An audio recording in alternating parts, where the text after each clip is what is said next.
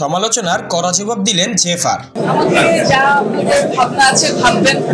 গানের মাধ্যমেই শোবিজে পরিচিত জেফার রহমান, তবে গানের পাশাপাশি মডেলিং, উপস্থাপনা এমনকি অভিনয় নিয়েও নিজের প্রতিভার ঝলক দেখিয়েছেন এই গায়িকা।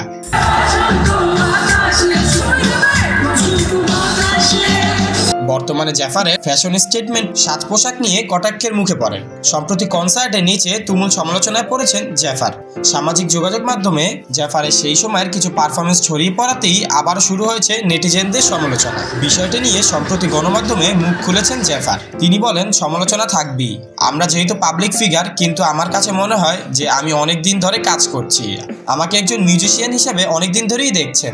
যারা আমাকে চেনেন, আমি কে, কী রকম গান করি তারা জানেন। সমালোচনা আসলে আমাকে টানে না।